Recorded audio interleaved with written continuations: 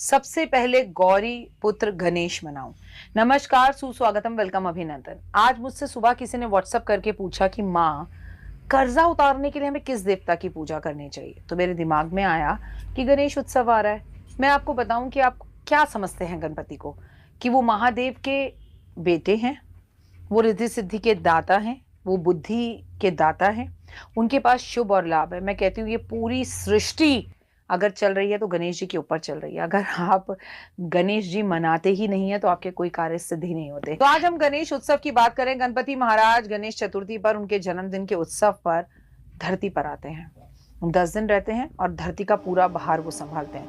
महाराष्ट्र में इनकी किस तरह से पूजा होती है और आपको मुझे ये बताने की ज़रूरत नहीं। आप हर रोज़ टीवी पर उनके दर्शन करेंगे, अलग अलग रूप में दर्शन करेंगे, बड़े अच्छे तरीके से दर्शन करेंगे, जीवन में आगे बढ़ेंगे और मान सम्मान, प्रतिष्ठा, यश, सब कुछ आप देखेंगे कि इस टाइम पर बढ़ता हुआ दिखता है। लेकिन क्या गणेश जी की पूजा केवल गणेश उत्सव में करनी चाहिए? आपको पता है, चुटकी बजाते ही आपका कर्जा उतारते हैं गणपति। शादी नहीं हो रही, आपके जीवन में विघ्न आ रहे हैं, उन्हें हटाते हैं गणपति। शुभ और लाभ देते हैं गणपति।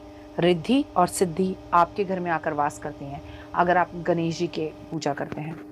माता पार्वती का विशेष आशीर्वाद मिलता है आपको अगर आप गणेश जी को मनाते हैं। तो गणेश जी के बारे में मैं आपको जितना भी बोलूँ, आप कितने इंटेलिजेंट हैं, कितना अच्छा लिखते हैं, कितना अच्छा बोलते हैं, कैसे चुटकी बजते ही आपकी ज़िंदगी के सभी विघ्नों का नाश होता है, वो सब गणेश जी देते हैं। बहुत लोग गणेश जी को रखते हैं अपने घर में, हम तो नहीं रखते, हमसे रखे नहीं जाते। अगर आप उन लोगों में से हैं तो सावधान, ज़रूर रखिए गणेश जी को, ज़रूर करिए गणेश जी की पूजा।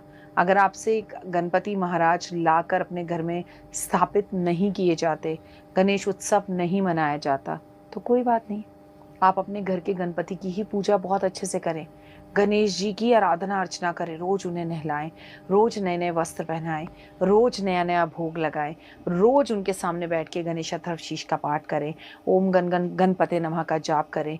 उनके सामने बैठकर उन्हें कई तरह के खिलौने, कई तरह की पुस्तकें, कई तरह के पेन और मिट्टी का चूहा, तांबे का चूहा, पीतल का चूहा उन्हें भेंट स्वरूप दें। उनके नाम से प्रसाद भोग लगा लगा के लोगों के बीच में बांटें, उनका पेट भरें। फिर देखिए गणेश जी आपके जीवन में कैसे विघ्नों का नाश करते हैं और आपके जीवन में कैसे एक उजाला लेकर आते हैं। और आप अपने घर में गणपति को रख रहे हैं तो कोई मुश्किल काम ही नहीं है 10 दिन रखना। अगर नहीं रख रहे तो जिसके घर में गणपति आए हुए हैं उनके घर जाएं, उन्हें प्रणाम करें, उनके लिए हार माला लेकर जाएं, पुष्प लेके जाएं, गणेश जी की पूजा करें और गणेश जी को मनाएं। एक बात याद रखिए, जो गणेश पूजा करता है वो जीवन में सब कुछ पाता है। लेकिन मैं ये नहीं कह रही कि वो 10 दिन ही गणेश जी की पूजा होती है। जी नहीं, बिल्कुल नहीं। आप नॉर्मल दिनों में भी गणपति की पूजा जरूर